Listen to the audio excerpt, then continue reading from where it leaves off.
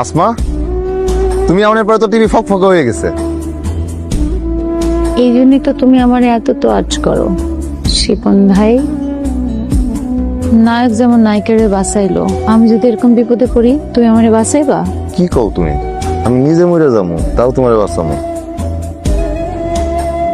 তুমি আমার এত ভালোবাসো কেন? এত কঠিন প্রশ্ন করো না, আমি বোকা শোকা মানুষ, এত কঠিন প্রশ্নের উত্তর জানি না। আমার মনে হয় তুমি ছাড়া আমি একটা অসল পয়সা। তুমি থাকলে আমার জীবনের দাম আছে, তুমি না থাকলে আমার জীবনের কোনো দাম নাই। আমার কি মনে হয় জানো? কি মনে হয়? সিনেমা দেখতে দেখতে তুমি একটা সিনেমা হয়ে গেছো। কোত্থেকে পাও তুমি এসব কথা? তাহলে সিনেমা শুরু করি। যাইতে হতো। শোনো, সারা রাত থাকতে পারবা? মানে মানে সারা রাত থাকতে পারবা? বিয়া করে নিলে পারো। আরে সিডি বাড়ান মুখ। সারা রাত হিন্দি সিনেমা চলবো। ওই যে নতুন সিনেমা আইছে, দিল হলে দুলহানিয়া লিয়ে যাएंगे। আগে আনো, তারপর দেখা যাবে। বলো না,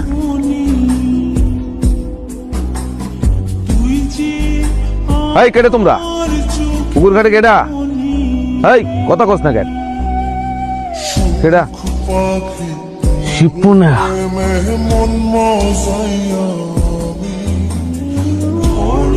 ওই তোর এখানে কি? ওই শিপুনার সাথে এখানে কি? সি সি সি সি সি, আমাদের মান ইজ্জত তুই কিছুই রাখলি না।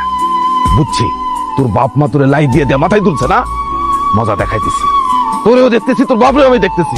আয় আয় আমার সাথে, আয় আমার সাথে, আয়। ভাই তোমার মন খারাপ তাই না? তোমার মন খারাপ থাকলে আমার একটুও ভালো লাগে না। আসমা পরে তো ঘরে তালা দিয়ে দিস। কেন? তুমি জানো না কেন? আসমা আপা তো আমগো বাড়িতে টিভি দেখতে আইবো না। থাক, তুমি চিন্তা করো না, আল্লাহ চাইলে সব ঠিক হয়ে যাইব।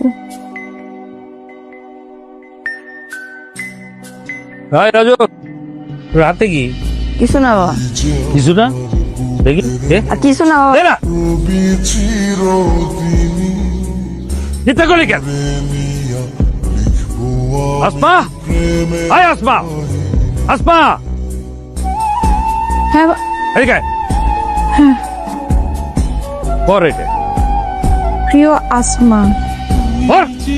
আচ্ছা, এত ঘটনা ঘটে গেল, লজ্জা করে না? বিচার সালিশ পর্যন্ত হয়ে গেল। আমি বললাম আমার মেয়ে আমার জিম্মাদার, তারপরও গোপনে গোপনে এই চিঠি আদান প্রদান করতেছি। বাপ মার কথা না। আব্বা, তুমি বিশ্বাস করো, সেই দিনের পর থেকে আমি এগুলো নিয়ে কিছুই জানি না আব্বা। জানিস না এই চিঠি করতে গেল? তোরে আমি শেষবারের মতো বলতেছি, আর কোনোদিন যদি ওই ছেলের সাথে তুই কথা বলিস বা তোরে দেখা যায়, তোরে যেমন জন্ম দিছি তেমন গলা কাইটে পূজা দিতে পারবো। যা।